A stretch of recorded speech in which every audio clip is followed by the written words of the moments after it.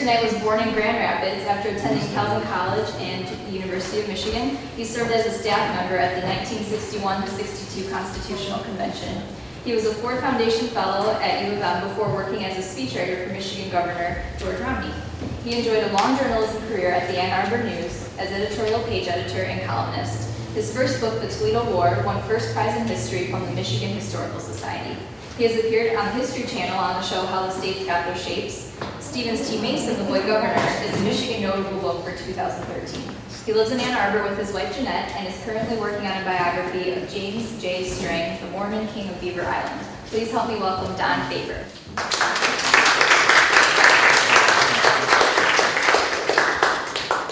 Thank you, Stephanie. I am very impressed with Troy Historic Village. I like this place. Two very self-serving housekeeping items first. If any of you would know of somebody, another historical society or a group similar to this, who might like to hear this talk, I have some business cards up here. Just take one and have them get in touch with me if you know of somebody, another historical society group or something like this who would like to hear this talk. And secondly, my publisher likes it, and I do too. If I mention to you that the book is for sale here tonight, The Boy Governor, at $25, and I remind you that it makes a wonderful gift for your friends or relatives who may love Michigan history. And you know Christmas is coming up, so it might make a very nice package underneath the Christmas tree. So with that out of the way,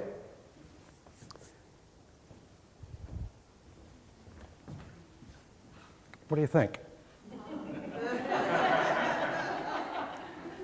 His hair's darker.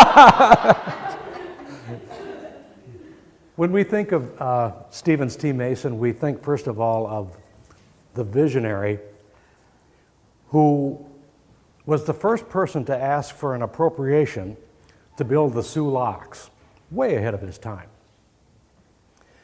For that, he earned the contempt of the great Henry Clay of Kentucky, who said of this project, well, why don't we just build something on the face of the moon? Mason didn't let that bother him.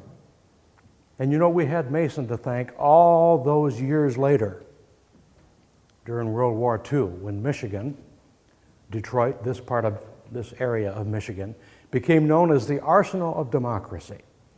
And we have Mason to thank for that because all those ore boats laden with raw materials for the steel mills down here turned out weapons, tanks that helped to defeat the Third Reich in World War II. We have Mason to thank for that. And he was a visionary also during the Toledo War, which I'll get to in just a few minutes, when Mason said, yeah, we accept the Upper Peninsula, when nobody else downstate wanted to have anything to do with that godforsaken piece of territory up there that was being offered to us by Congress. Mason was also a very principled young man in that he knew he was right when it came down to taking sides over the Toledo Strip and what erupted into the so-called Toledo War. He knew he was right, and it took the Attorney General of the United States, the top legal officer in the land, who confirmed Mason's judgment in that, when he said, oh yeah, that strip of land belongs to Michigan. And at the same time, John Quincy Adams, the 6th president, who was then serving in the House of Representatives, said of this dispute, never in the course of my entire public life have I known a controversy where the power, Ohio, was so clearly on one side and the right, Michigan, on the other. And for somebody like Adams to say something like that, that was pretty unusual. It's also not too much of a stretch to think of Stevens T. Mason as the father of the University of Michigan. Mason envisioned a state university that would be unexcelled in the land. His words. A university that would be the ornament and the honor of the West. His words. He took as his Bible that noble language from the Northwest Ordinance, which said, religion, morality, and knowledge being necessary to good government and the happiness of mankind, schools and the means of education shall forever be encouraged. And it all came together in that remarkable year of 1835 when we fought a war with Ohio. We adopted our first state constitution, and Michigan became a state, all with Mason at the helm. Well, we got Governor Mason from Kentucky, although he was born in Virginia. He was born of the very pedigreed, very patrician Mason family, who is still around today. And if you think of George Mason University, I think it's in Fairfax, that's the Mason family. This is not Mason from the Mason-Dixon line. Not that Mason. Not Mason Jars either. He wasn't that Mason. But his father was the restless type.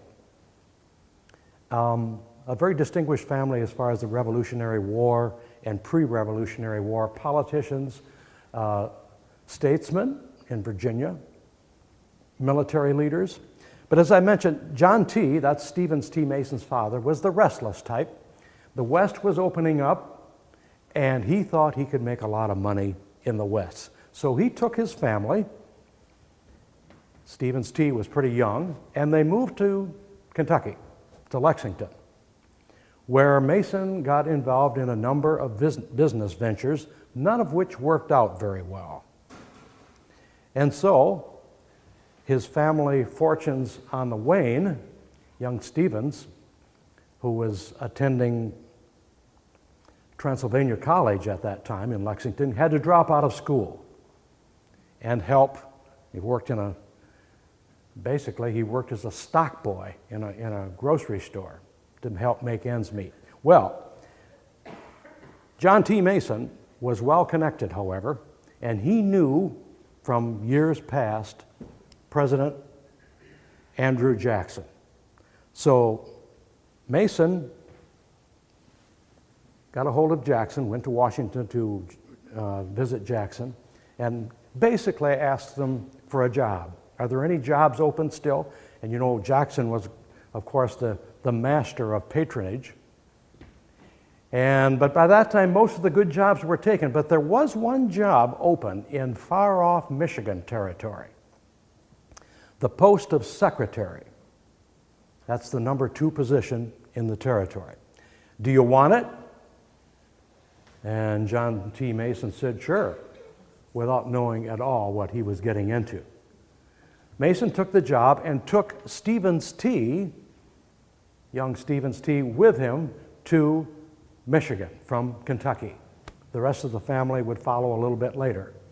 And then it became a matter of which was the biggest shock, Detroit to the Masons or the Masons to Detroit?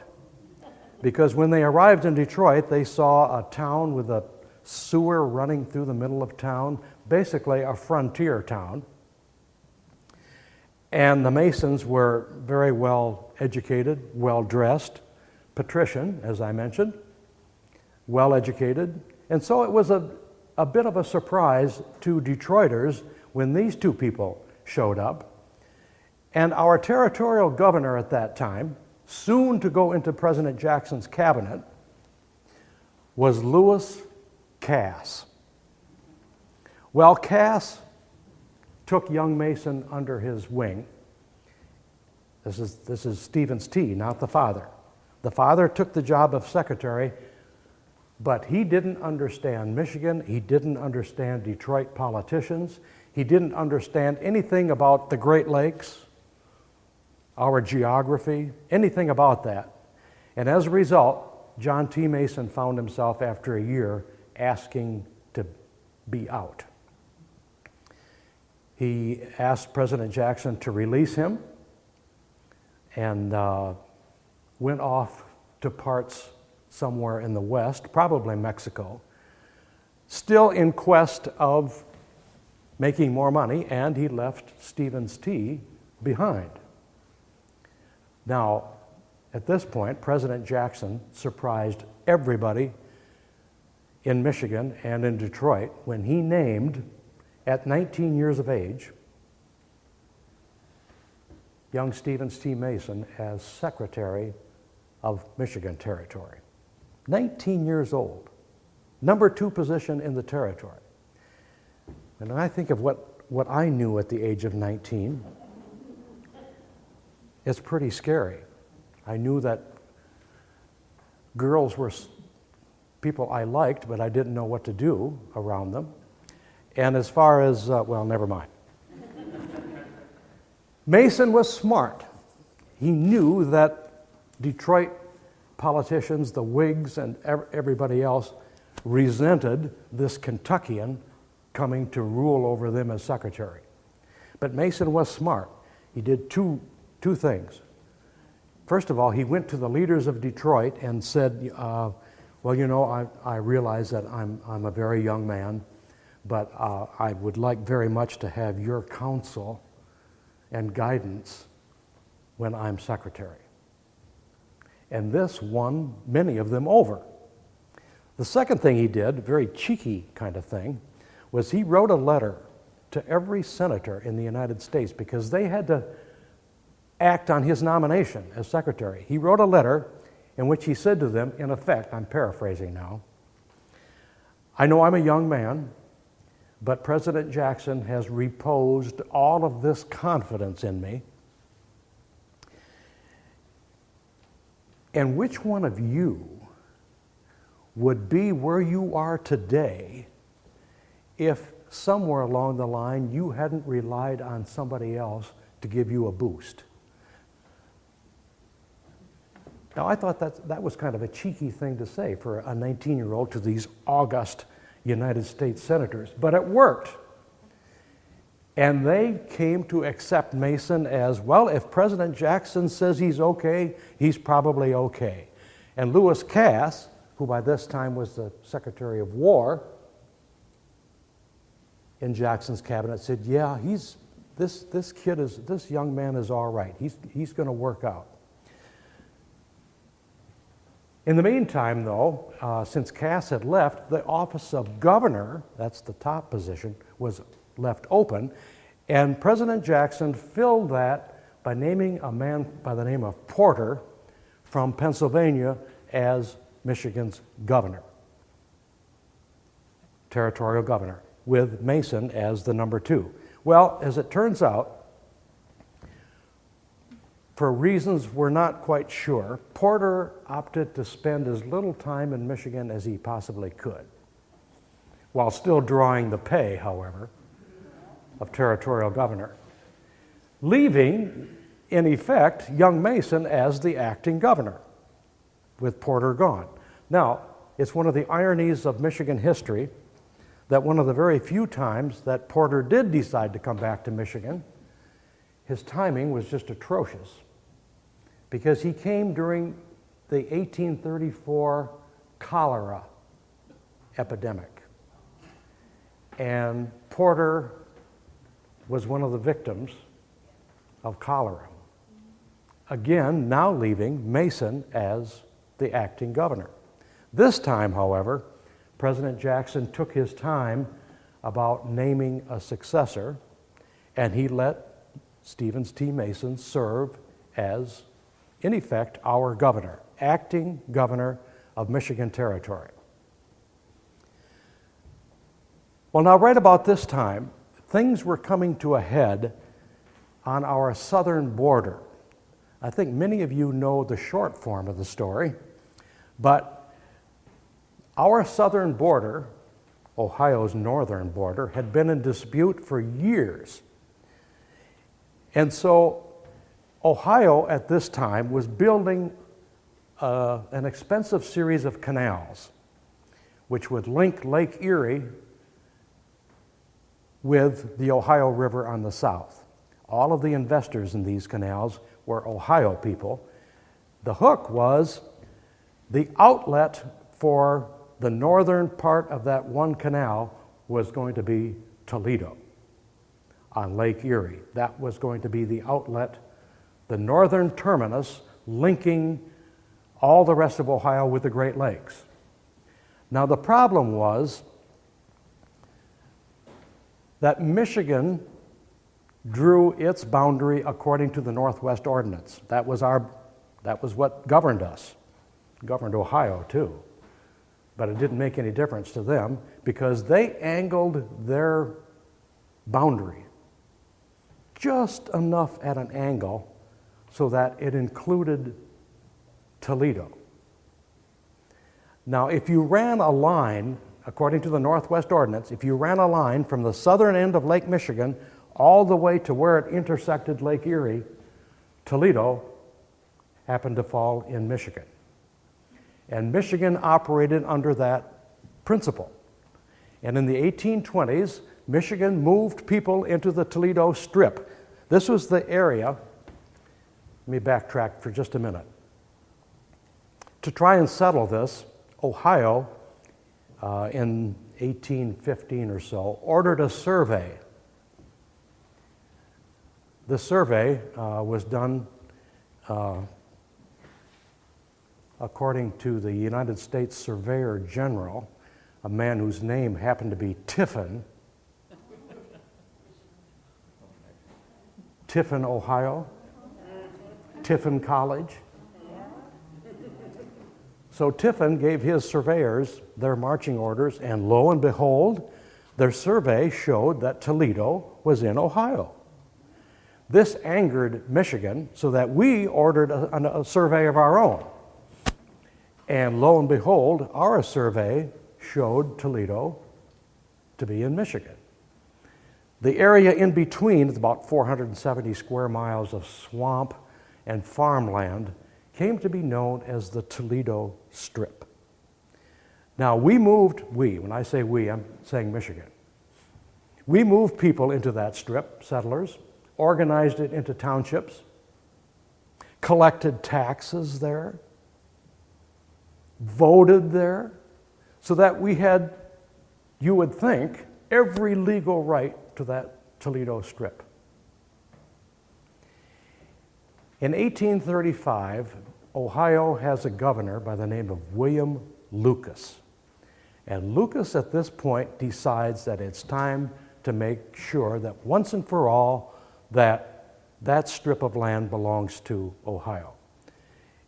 Mason, as territorial governor, says, oh no, we are going to fight to maintain that strip, and he got his legislature to pass a law saying, in effect, that anybody we, Michigan, catch in that disputed strip is subject to a fine and imprisonment. Okay, how are you going to make that stick? Well, Lucas organized his militia, and so Mason organized his militia, the Michigan State Militia. And the two came together all during the summer of 1835. They would fight a skirmish here and a little bit of a battle there, never any casualties. So I guess if you're going to have a war, this is the kind of war that you want. There was one skirmish where, I guess you'd have to call this a feel-good skirmish. The Michigan militia chased the Ohio militia across the Maumee River near Toledo, and were firing their guns in the general direction of those Ohio people. But of course, the guns didn't have that kind of range, and it was the sort of thing that, well, everybody felt good about it. Ohio managed to maintain their dignity, and Michigan were seen as the aggrieved attacker. Well, there was one casualty. We sent a deputy sheriff down to Toledo to apprehend a person who was deemed guilty of violating Michigan's law. His name was Tu Stickney. His father was Benjamin Franklin Stickney, and he named his children in the order of their birth. So there was one Stickney, two Stickney, and his daughter was named Indiana Stickney, and it sort of went on in that vein. Anyway, Tu Stickney was served a summons. He was served papers. They tracked him down to a bar in Toledo, and they served the deputy sheriff of Michigan served papers on him, but then Tu Stickney grabbed a knife and stabbed our deputy sheriff in the side, wounding him so that blood was shed copiously. And when news of this got out to Michigan, all hell broke loose as far as what the press is concerned, as now Michigan blood is being shed in Ohio. And Ohio talked upon this as those invaders from the north, those barbarians from the north, are coming down and trying to, well, if you believe the press, steal our land, rape our women, and it went on in that vein. The press was very, on both sides, very indignant about this. Well, okay, to make a very long war fairly short, it went on through the summer of 1835. It got national attention in that President Jackson was worried that this is going to get out of hand. This border war was getting out of hand. There's a presidential election coming up in 1836, and Jackson did not want the electoral votes of Ohio endangered. Remember, we didn't have any electoral votes yet because we're not a state. Mason is a Democrat, Lucas is a Democrat, Jackson is a Democrat. What are we going to do? So Jackson asks his attorney general, give me a ruling. Who owns that strip? The attorney general came back with a ruling which said Michigan does. Michigan has full legal right to that strip. This is not the answer that President Jackson wanted to hear. And it's certainly not the answer that Lucas wanted to hear. So the skirmishing goes on all summer long. Mason is warned several times by both Cass and President Jackson, if you don't cool it, the rest was pretty much clear. Your job is on the line, because he served at the president's pleasure. Mason did not back down, and Jackson fired him. In August of 1835, Jackson fired him. All the time while this was going on, Michigan was writing its first state constitution with Mason's help. And just shortly after Mason was fired, he won vindication in a hurry because the Democratic Party in Michigan put him up for governor, age 24.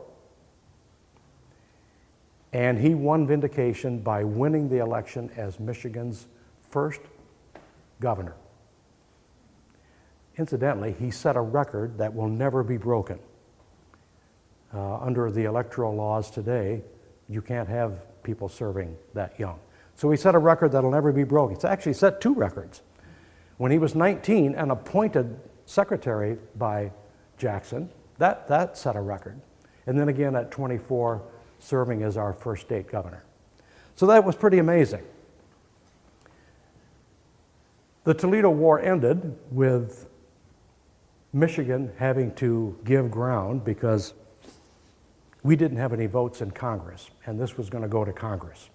Congress was going to decide. So in 1836, Congress told Michigan, look, Michigan, you've got to give up this claim to Toledo. If you do, we will throw in as compensation this entire chunk of land north of the Straits of Mackinac that was already then being called the Upper Peninsula. Nobody wanted it. nobody downstate wanted any part of this, as they called it, God-forsaken land known only to a handful of Indians and some Eskimos. But Mason had been listening to his geologists and people who'd been up there, and he knew from listening to them that this was a land that was full of mineral deposits, copper, iron ore. And so he, in effect, said, okay, we'll take it. And despite all kinds of opposition downstate, Mason said, we'll accept it. And so the Upper Peninsula became part of Michigan, and in 1835, at the same time that Mason was elected governor, we passed the Constitution, and Michigan, in effect, became a state. But only in our eyes, because in reality, Michigan didn't become a state until 1837. They had to work through this whole Toledo thing. Then they had to work through a special vote, which was taken in Ann Arbor, where Michigan had to sign off, yet once again, on the Toledo Strip. And it wasn't until early 1837 that Michigan finally became a state, when it was paired with Arkansas. They had to do that in those days because they were still fighting this free state, slave state thing. They didn't want to deal with slavery. They were still working under the fiction of the Missouri Compromise. So Michigan was paired with Arkansas, and we were finally allowed in. However, the next time you're in the Secretary of State's office and you're renewing your license plate or something like that, other kind of business, check out the Great Seal of the state of Michigan, because you will see on the Great Seal in Roman letters 1835. And we're sticking with that story. We became a state in 1835, although the feds didn't acknowledge us until 1837. When Mason became governor then in 1837, his timing was pretty bad too, because long about this time, the nation fell victim to its first major economic depression, the Panic of 1837. The banks failed, money was worthless.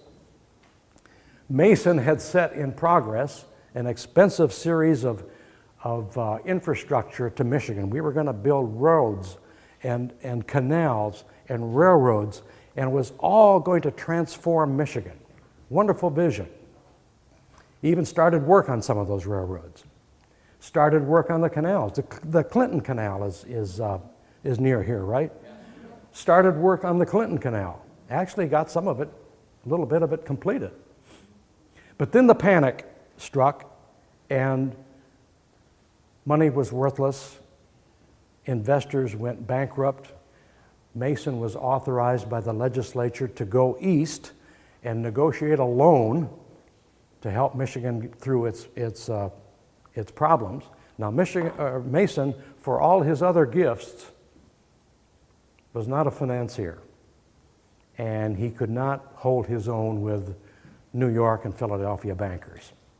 But he did the best he could, and he negotiated a loan of about $5 million, all in notes, which they put into a big chest at the time, and Mason and the person from Detroit who he was with in New York, don't let that chest out of your sight. Mason went out one night.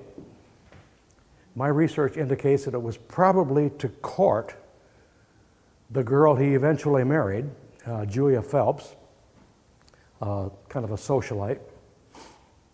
But when he came back from his date that night, his cloak was still on the chest, so seemingly things were okay. They got back and took the long way back to Detroit.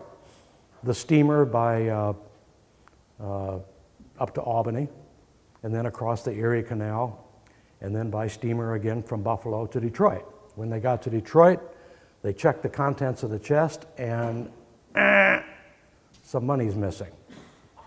About $500, $600. Where did it go? Mason's opponents jumped on this immediately as saying, well, he did it to enrich himself. He stole from the state.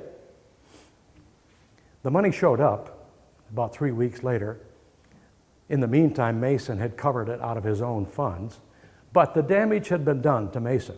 He was seen as someone who was defrauding the state, and it really hurt him as far as what he was trying to do in setting in place the institutions that we would know later in Michigan. Then it only got worse. He ran for re-election, barely won this time. And now his opponents jumped on him full force. They accused him of debauchery and any number of sins, which he didn't do. He was clean. But he wasn't allowed to testify in his own defense in front of the legislature. The records were taken from him. And the short of it is that he was a broken man by the time his second term ended. And he thought that perhaps that he could salvage something of his career by staying in Detroit and working as an attorney. He had gone to the equivalent of law school before he became governor. So he was armed with a degree of sorts, and he was married. Unfortunately, this didn't work out either, because his wife, I think his wife, maybe his father-in-law, prevailed on him to leave Michigan. They don't like you here anyway. Come to New York. We'll set you up in New York, and you can live with dear old Dad until you can establish yourself and get a practice of your own. This didn't work out either. And it ends, unfortunately, for Mason in that on New Year's Eve, 1843, he goes to a party at the home of the writer Washington Irving and comes home sick. Not sure what was ailing him, but it only got worse, and he ended up dying at the age of 43. 43.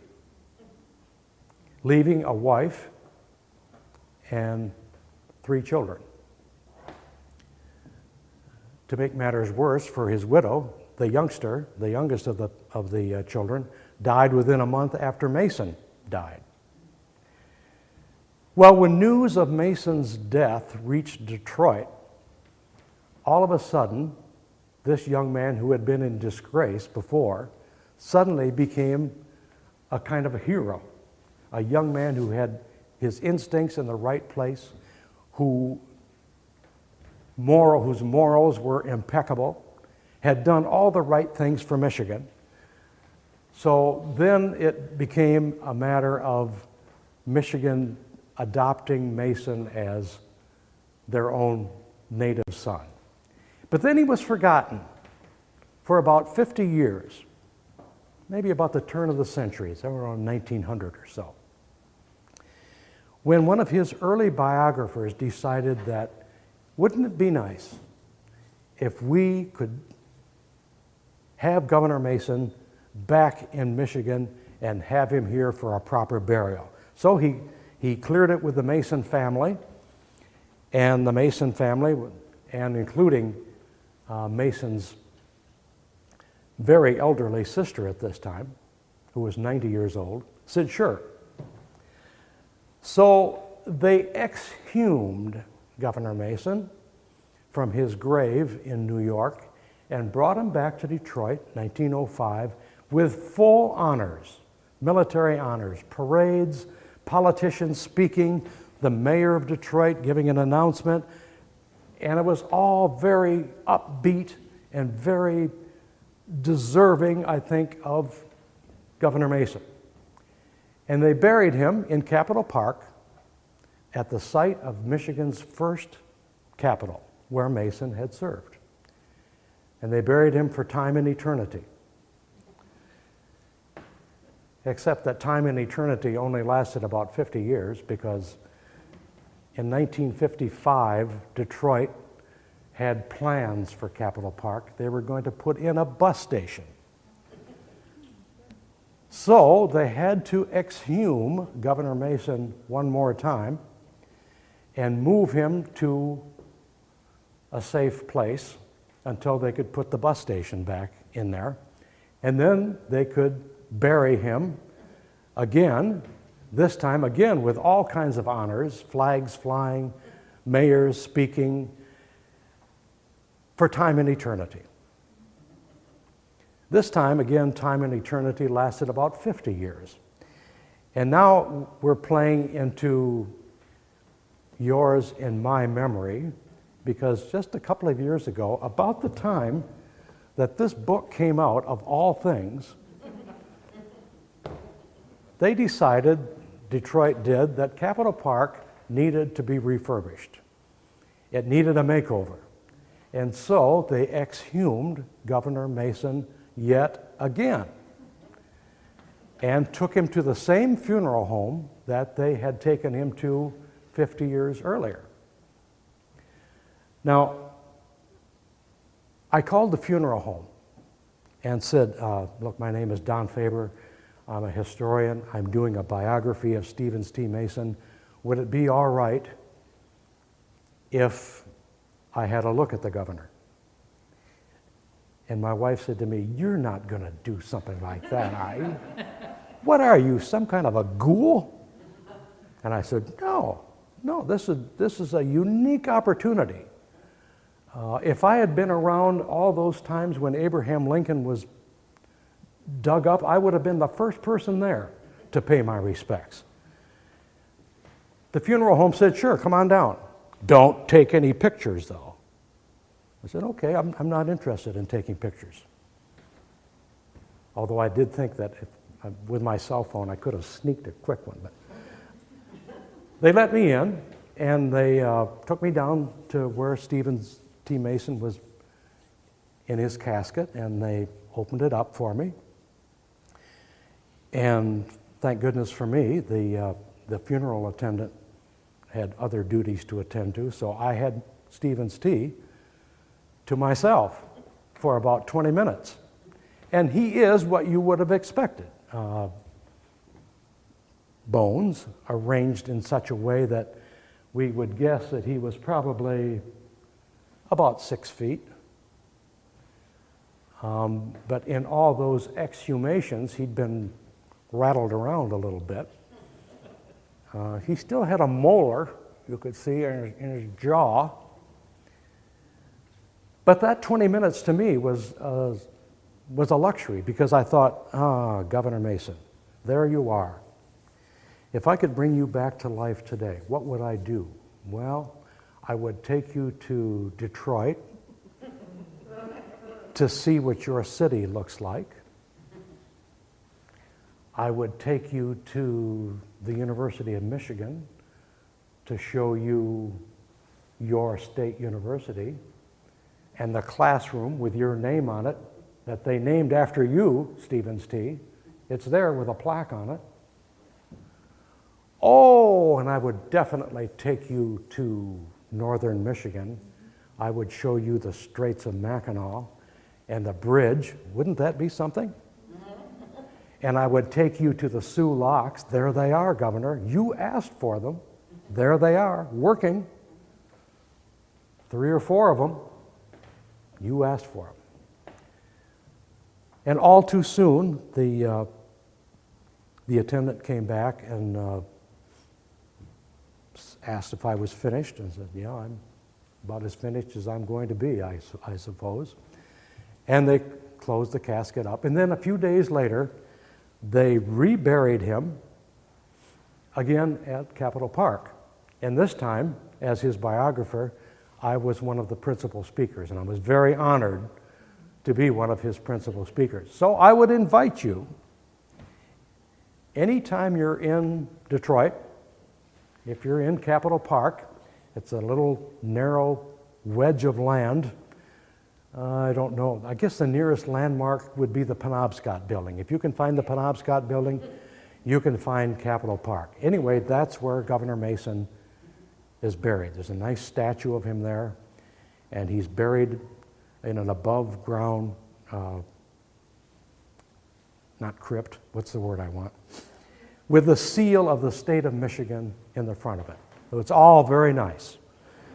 Unfortunately, the pigeons also like his statue, and one of the last times I was there, I did the best I could to clean off some of that stuff, and I looked around to make sure that there were no police officers present, because I'm sure they would have highly disapproved of me climbing up on Stevens T. Mason's statue, but I did it anyway, and did the best I could about cleaning off some of the pigeon poop.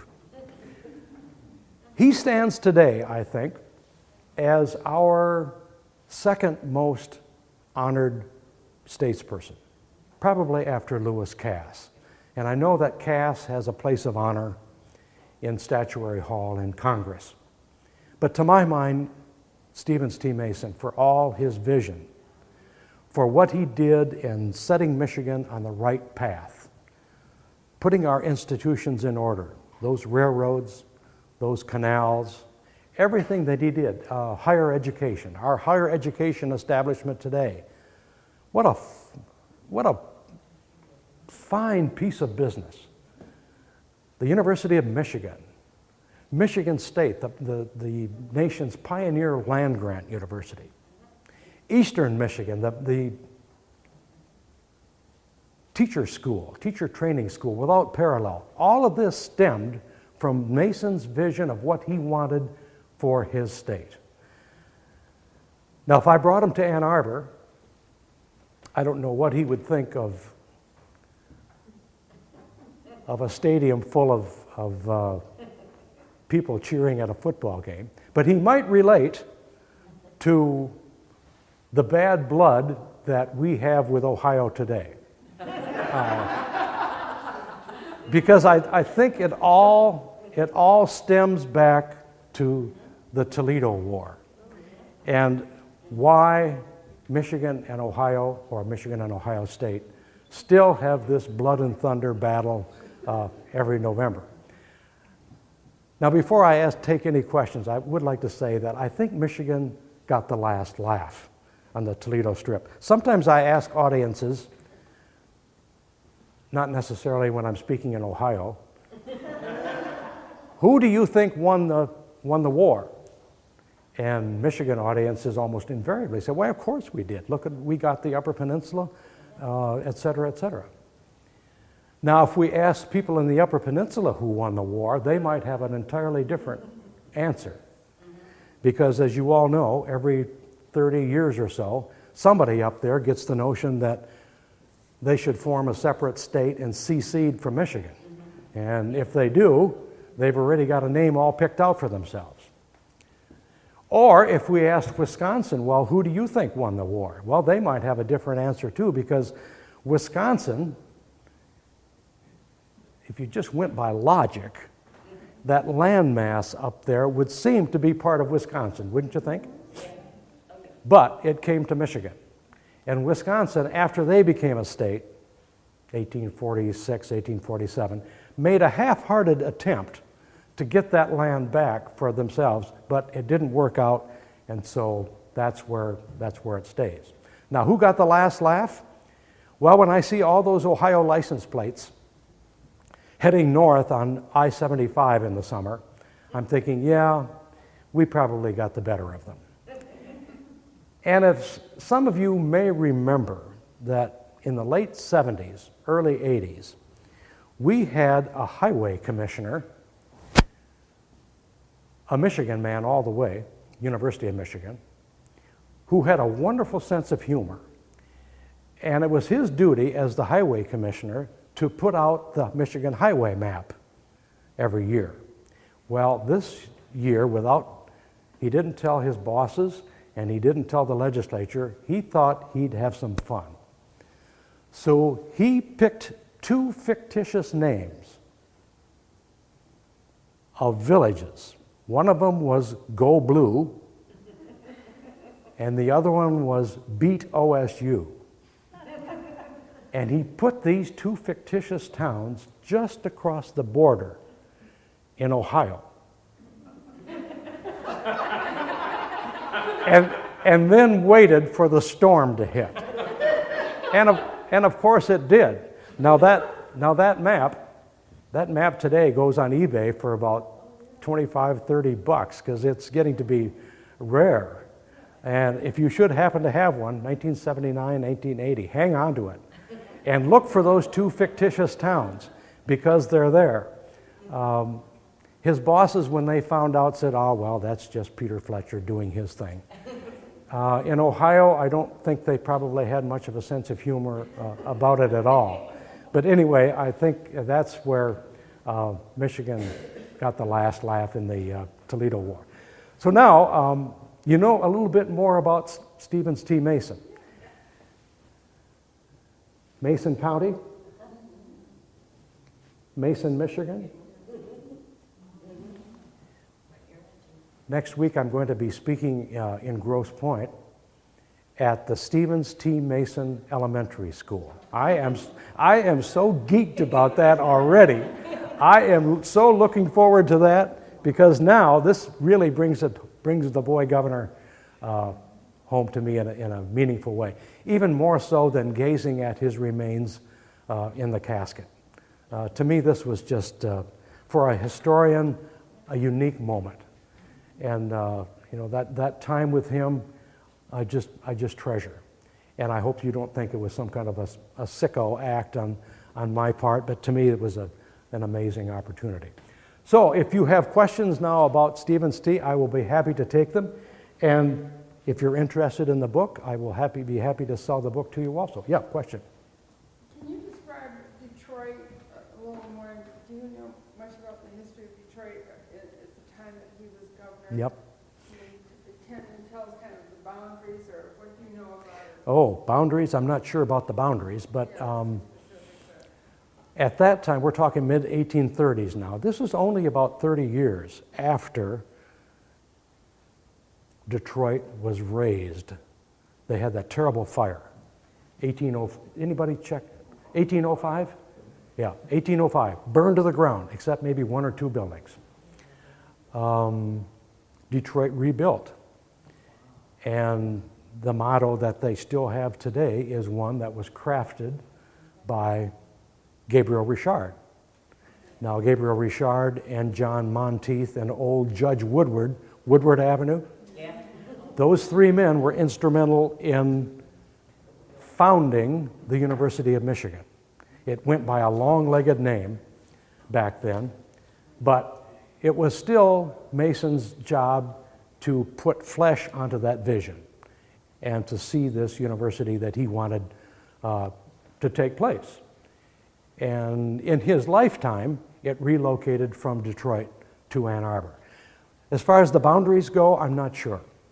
What did the city kind of look like? Did they already have like Woodward Avenue or the Grant? I think by that time Woodward may have been laid out. The remains of the fort, I think, were probably still there. The ribbon farms, obviously, were still there from early Detroit. Because when the fire occurred, Detroit was already, 104 years old. So Detroit's an old town. Not as old as Sault Ste. Marie, however, because Sault Ste. Marie even predates Detroit. So when they fought about the Michigan gaining the Upper Peninsula, you have to qualify that to some extent because the eastern third of the Upper Peninsula had always belonged to Michigan. If you're thinking Sault Ste. Marie and Mackinac Island, St. Ignace, that had always been Michigan. It was that western two-thirds, full of Eskimos and Indians and nothing else that people downstate didn't want any part of. Now I'm thinking, yeah, that has repaid itself many times over in iron ore and copper and lumbering and now tourism. I think, this is just a personal opinion, but I think some of the tourist sites in the Upper Peninsula are arguably some of most beautiful places in the United States. And I'm thinking of the pictured rocks, among other things. Tequamanon Falls, if you've ever been there in the autumn, I mean, now would be just a slice of heaven.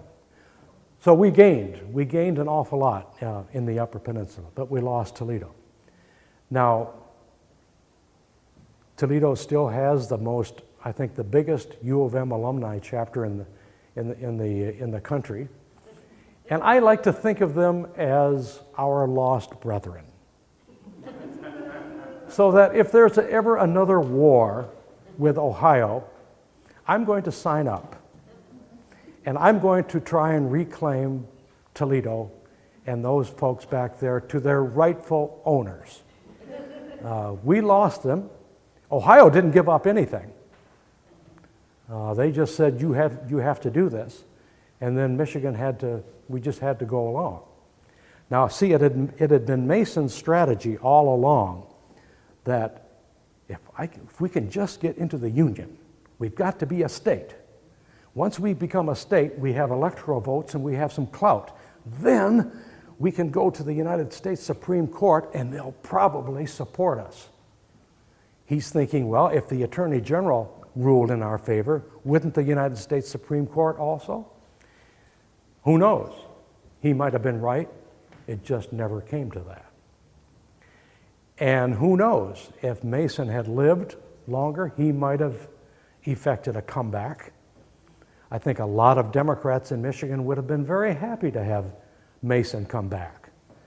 Could he have come back and won election as governor? Yeah, I think so. Would he, in his relative youth, have become a national figure? Who knows?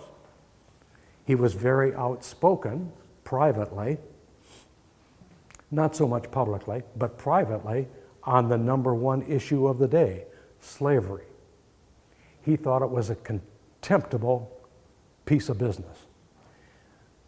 But he was like Lincoln in that he thought, well, if we educate the people, this peculiar institution will go away of itself.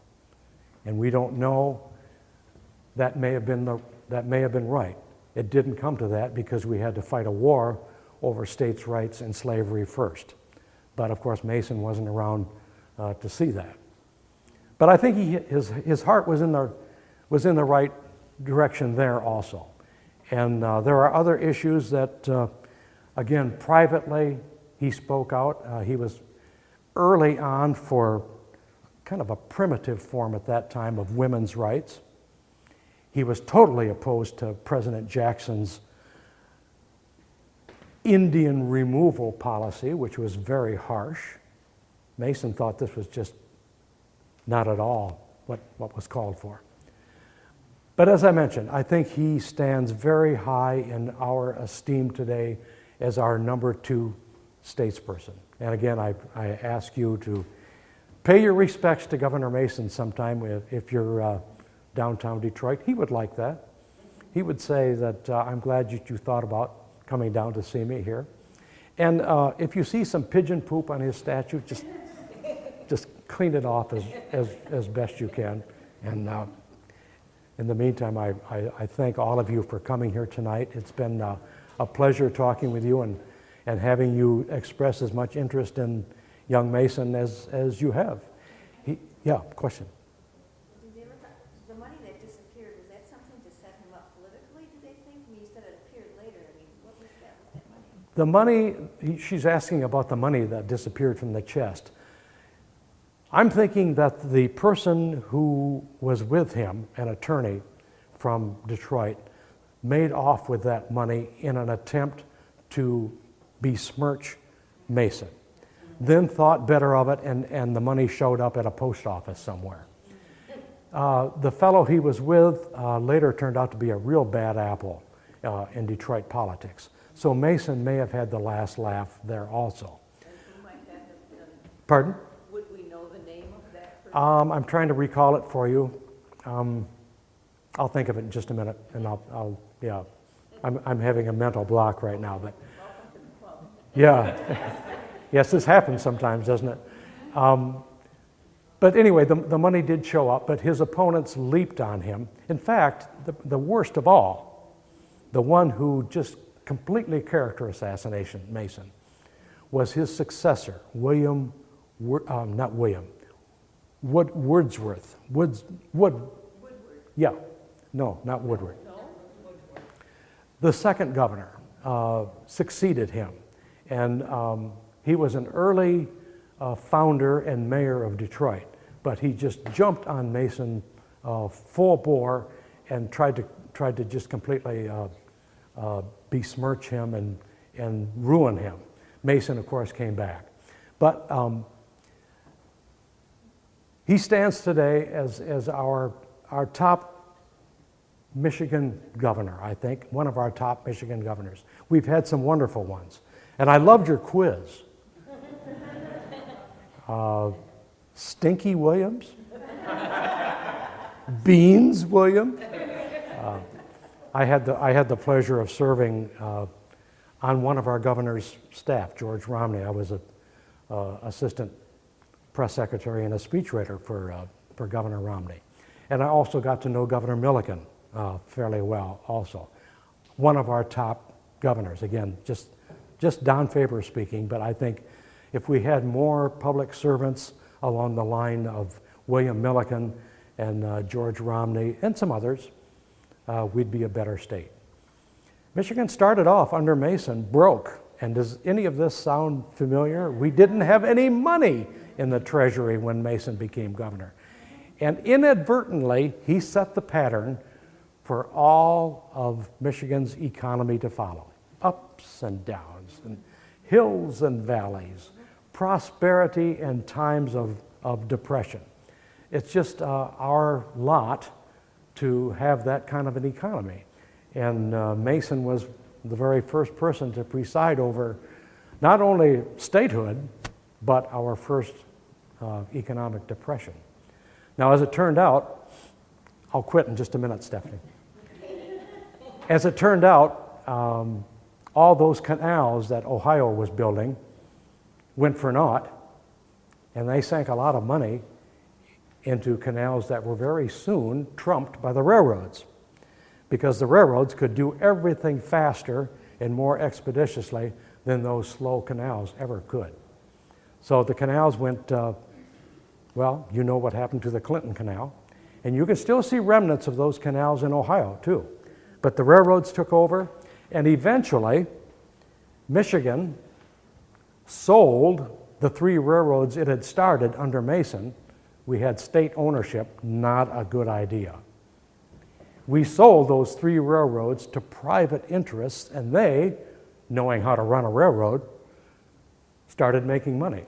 And so those 3 railroads, especially the Michigan Central, the one we know that runs from Detroit to Chicago through my town of Ann Arbor, was one of the very first money makers and was completed first of all, then followed by the other 2. So Michigan eventually came around. Mason just wasn't around to see it. So there again, if you have any more questions, I appreciate your interest. How am I doing on time, Stephanie? Pretty good, pretty good. Otherwise, if you're interested in buying the Boy Governor, I will happily autograph them to whomever you would like by name for $25.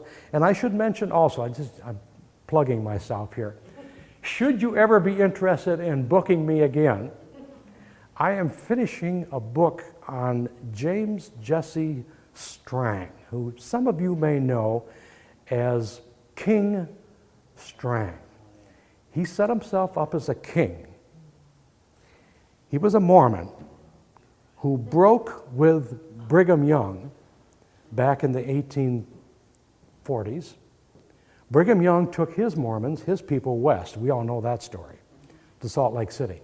Strang took his people to Beaver Island, Michigan, and set himself up as a king, had himself crowned king, was elected to the legislature and served with distinction, mind you, for 2 terms in the Michigan legislature, previously had been staunchly opposed to polygamy, but suddenly, as a prophet,